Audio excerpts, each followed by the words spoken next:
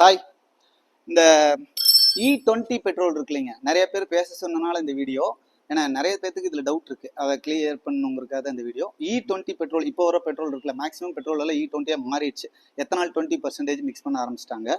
So இந்த பெட்ரோல்னால நம்ம வண்டிகளுக்குலாம் பிரச்சனையான்னு நிறைய பேர் கேட்டுக்கிட்டே இருக்காங்க. பர்டிகுலராக இப்போ கூட ஒருத்தர் கூப்பிட்டாரு, நான் 100 வச்சிருக்கேன், எனக்கு 2 ஸ்டோக் இதெல்லாம் பிரச்சனையான. 2 ஸ்டோக் வந்து இந்த பெட்ரோல் வந்து பெரிய பிரச்சனை கிடையாதுங்க. என்ன, உங்கள் டேங்க் வந்து கொஞ்சம் வீக்காக இருந்துச்சுன்னா சீக்கிரம் போயிடும், ஓட்டையாயிரும். அந்த மாதிரி பிரச்சனைகள் வேணா இருக்கும். நல்ல டேங்க் இருந்துச்சுன்னா அது பாட்டுக்கு ஓடும், ஒன்றும் ப்ராப்ளம் இல்லை. அதே போல் இந்த பெட்ரோலில் ஒரே ஒரு விஷயம் என்னன்னா, அந்த பெட்ரோலை வந்து உங்கள் பெயிண்டிங் ஐட்டத்தில், வண்டியில் இருக்க பெயிண்டிங் ஐட்டத்தில் எங்கேயுமே பட விடாதீங்க.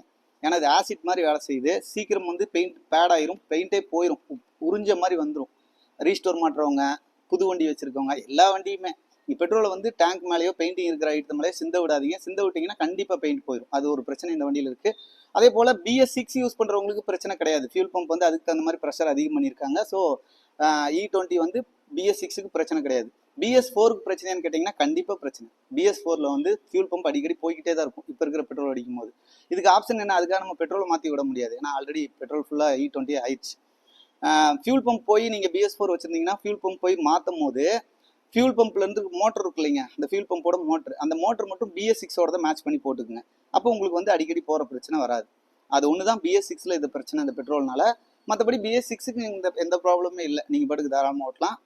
மெயினாக நீங்கள் கண்டுக்க வேண்டியது அந்த பெட்ரோல் வந்து பெயிண்டிங் எந்த இடத்துனாலையும் பற்றக்கூடாது. பட்டுச்சுன்னா உங்களுக்கு சீக்கிரமாகவே அது டேமேஜ் உருவாக்கிடும். வேற வழி இல்லை, நம்மக்கிட்ட பழைய பெட்ரோல் கிடைக்காது. இனி வரது பூரா இந்த பெட்ரோல் தான் கிடைக்கும். ஸோ இதுக்கு தகுந்த மாதிரி நம்ம அப்டேட் ஆகிக்கணும், வேற வழியில். 2 ஸ்டோக்கு விண்டேஜ் பைக்கு அந்த மாதிரிலாம் எந்த கணக்கும் இல்லை. ஓவராலாக எல்லாத்துக்குமே இந்த பிரச்சனை இருக்கும். அதான் நான் சொல்ல வந்தேன். ஓகே. இந்த எத்தனால் 20%க்கும் பழைய பெட்ரோலுக்கும் என்ன வித்தியாசம், இது ஏன் இப்படி மாற்றிருக்காங்கிறத நான் உங்களுக்கு விலாவரியாக இன்னொரு வீடியோவில் தெளிவாக சொல்கிறேன். இப்போதைக்கு யூஸ் பண்ணுறவங்களுக்கு இதில் இருக்கிற நான் சொன்ன இந்த பிரச்சனைகள் மட்டும்தான், மற்றபடி எந்த ப்ராப்ளம் இல்லை.